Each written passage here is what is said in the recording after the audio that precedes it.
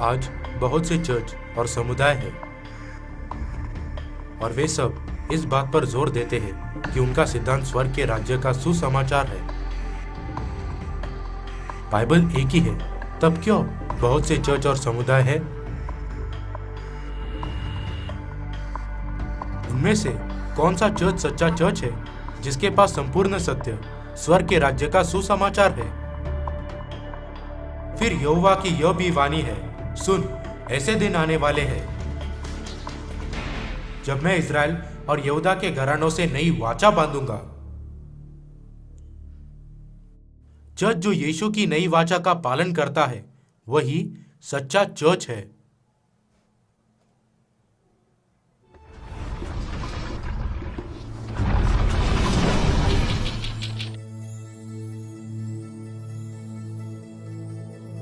Bible की भविष्यवाणी के अनुसार 2000 साल पहले परमेश्वर मनुष्य जाति को बचाने के लिए मनुष्य बनकर इस पृथ्वी पर आए और उन्होंने चर्च ऑफ गॉड की स्थापना की जो नई वाचा मनाता है।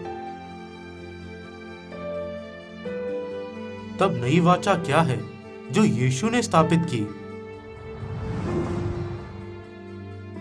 फसह की रोटी मेरी देह है जो तुम्हारे लिए दी जाती है, मेरे स्मरण के लिए यही किया करो।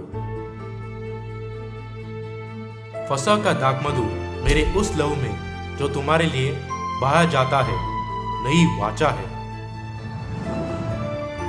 क्योंकि यह बात मुझे प्रभु से पहुंची और मैंने तुम्हें भी पहुंचा दी, क्योंकि जब कभी तुम फसह की रोटी खाते और फसह का दाखमधु पीते हो तो प्रभु की मृत्यु को जब तक वह न आए प्रचार करते हो।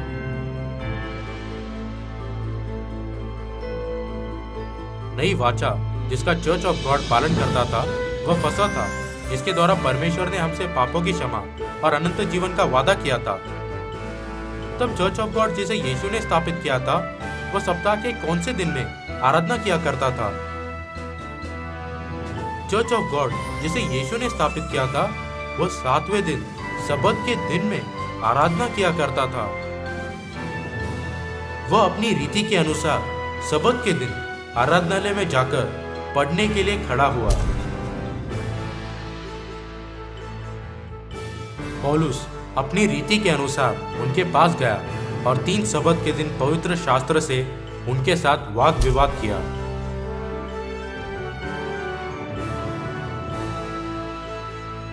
चर्च ऑफ गॉड जिसे यीशु ने स्थापित किया था नई वाचा के नियम के अनुसार बपतिस्मा देता था, जिसमें पापों की क्षमा का वादा है।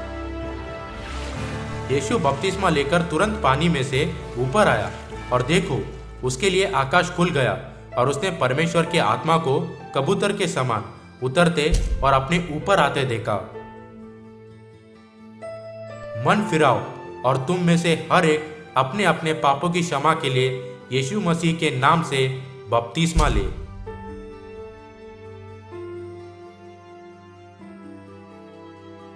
यीशु के द्वारा स्थापित किए गए चर्च ऑफ गॉड में स्त्री सदस्य नई वाचा के नियम के अनुसार आराधना के दौरान अपने सिर ओढ़नी से ढकती थी।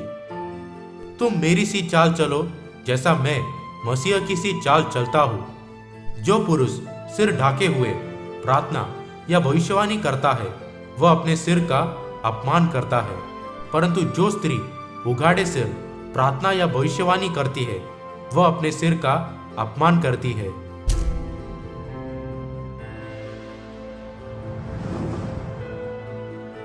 तब आज के सभी चर्च यीशु की शिक्षाओं का पालन क्यों नहीं करते?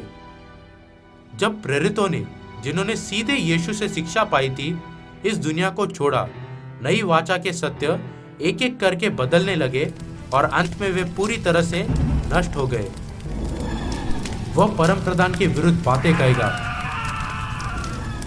और परम प्रधान के पवित्र लोगों को पीस डालेगा और समयों और व्यवस्था के बदल देने की आशा करेगा।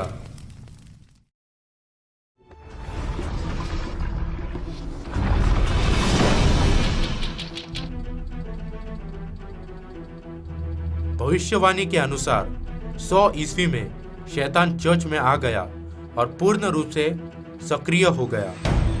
यह इसलिए हुआ क्योंकि रोम के चर्च ने विधर्मी सिद्धांतों को स्वीकार कर लिया था परिणाम स्वरूप चर्च ऑफ गॉड दो भागों में विभाजित हो गया। पूर्वी चर्च जो नई वाचा मनाता था और पश्चिमी चर्च जो विधर्मी धर्म का पालन करता था। रोम के चर्च ने रविवार की आराधना को स्वीकार किया, जो सूर्य की आराधना करने वाले धर्म का सिद्धांत था, और उन्होंने यीशु के द्वारा स्थापित की गई नई वाचा के फसह को भी मिटाने के कार्य में प्रमुख भूमिका निभाई। रोम का चर्च फसह के पवित्र भोज को पवित्र कैलेंडर के अनुसार पहले महीने के 14वें दिन शाम को नहीं रखता था। उसके बदले वह पवित्र भोज को फसह के बाद आने वाले पहले रविवार को रखता था। धूर्तता से फसह और पुनरुत्थान के दिन को एक साथ जोड़कर उन्होंने पुनरुत्थान के दिन पवित्र भोज रखने की विधि बनाई।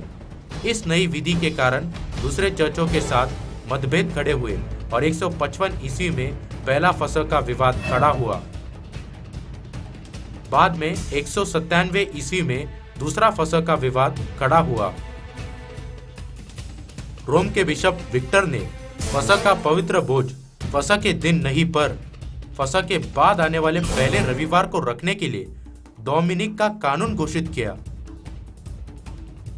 पश्चिम के चर्चों ने रोम के चर्च के द्वारा लिए गए निर्णय का पालन किया, लेकिन एशिया के चर्चों ने उसका तिरस्कार किया।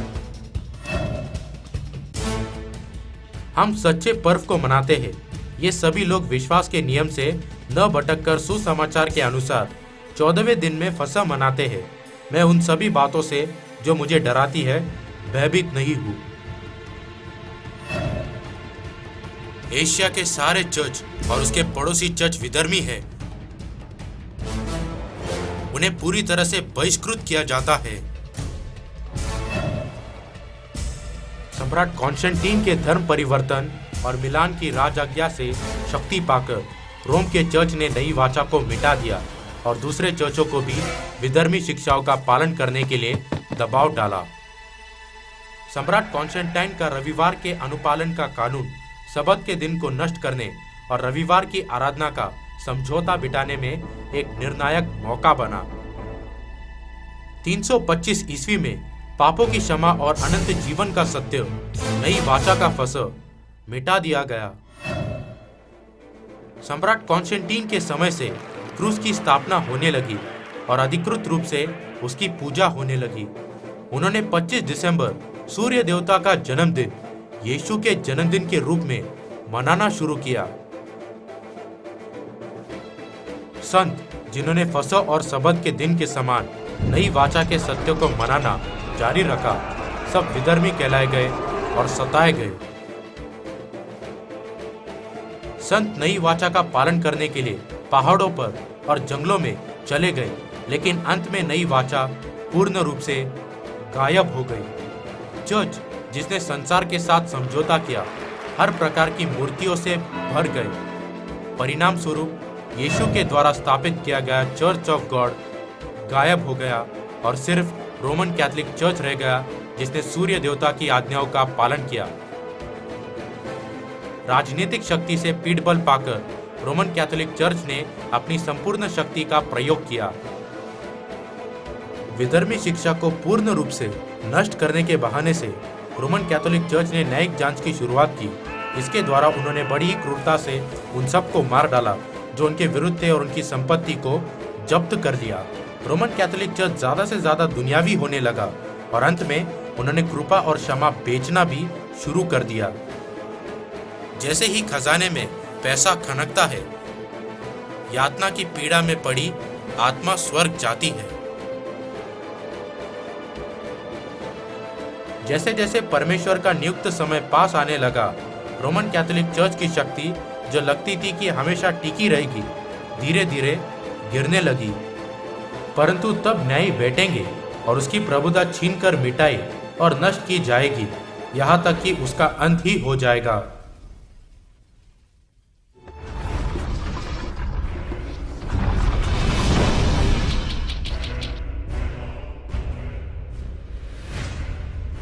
कृपा और क्षमा की बिक्री के कारण धर्म सुधार आंदोलन छेड़ा गया। रोमन कैथोलिक चर्च की गलतियों को संकेत करते हुए अनगिनत धार्मिक सुधारक प्रकट हुए। यह धर्म सुधार आंदोलन बहुत ही तेजी से जर्मनी और पूरे यूरोप में फैल गया और प्रोटेस्टेंट चर्चों का जन्म हुआ। धार्मिक सुधारकों ने इस बात की वकालत की कि हम विश्वास के द्वारा उद्धार पा सकते हैं, इस तरह के पाप स्वीकारण या कृपा और क्षमा खरीदने से नहीं। हालांकि धर्म सुधारक भी प्रथम चर्च के उस संपूर्ण सत्य को यानी नई वाचा को पुनर्स्थापित नहीं कर पाए, क्योंकि उद्धार का सत्य नई वाचा जो 1000 सालों से भी ज्यादा समय से गायब हो गया था, सिर्फ दूसरी बार मनुष्य रूप में आने वाले परमेश्वर के द्वारा ही पुनर्स्थापित हो सकता है।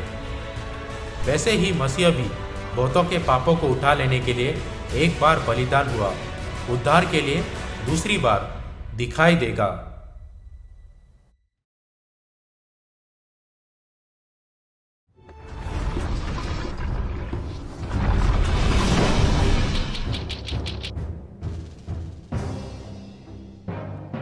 बाइबल ने भविष्यवाणी की थी कि दूसरी बार आने वाले मसीह 1948 ईस्वी में प्रथम चर्च के उस संपूर्ण सत्य नई वाचा का प्रचार करेंगे।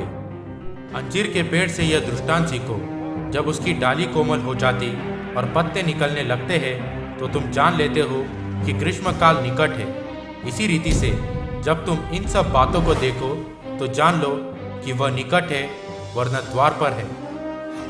आज सभी चर्चों ने यीशु के द्वारा स्थापित की गई नई वाचा को त्याग दिया है और उसके बदले वे रोमन कैथोलिक चर्च के सिद्धांतों का पालन कर रहे हैं। यह इसलिए हुआ क्योंकि नई वाचा के सत्य जो यीशु ने स्वयं स्थापित किए थे, प्रेरित युग के बाद जैसे जैसे व्यवस्थाहीनता प्रकट हुई, एक एक करके गायब होने लगे और रोमन कैथोलिक चर्च के आने के बाद पूर्ण रूप से नष्ट हो गए। हालांकि धर्म सुधारक प्रकट हुए और उन्होंने कैथोलिक चर्च की गलतियां जाहिर की, वे सब नई वाचा को पुनर्स्थापित करने में नाकाम रहे। नई वाचा के सत्य के बिना कोई भी उद्धार नहीं पा सकता। इसलिए परमेश्वर दूसरी बार मनुष्य बनकर पृथ्वी पर आए और नई वाचा के साथ चर्च ऑफ गॉड की स्थापना की। चर्च ऑफ गॉड जिसे दूसरी बार आने वाले मसीह आन सांग होंग ने स्थापित किया, सिर्फ अकेला चर्च है जो प्रथम चर्च के संपूर्ण उद्धार के सत्य का पालन करता है। प्रथम चर्च के समान आज का चर्च ऑफ गॉड नई वाचा का फसह मनाता है, सबत के दिन में आराधना करता है और बपतिस्मा और ओढ़नी के नियमों का पालन करता है।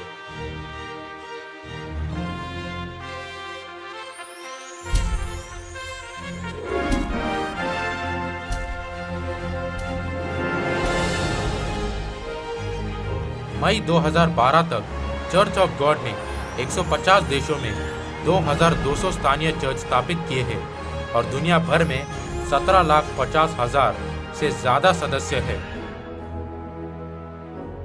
हर साल 1000 से ज्यादा विदेशी सदस्य दक्षिण कोरिया की मुलाकात करते हैं, जो भविष्यवाणी की भूमि है और जहां सुसमाचार शुरू हुआ था। चर्च ऑफ गॉड में आइए जो नई वाचा मनाता है। चर्च ऑफ गॉड में जो प्रथम चर्च के संपूर्ण सत्य नई वाचा का पालन करता है, अनंत जीवन और उद्धार है।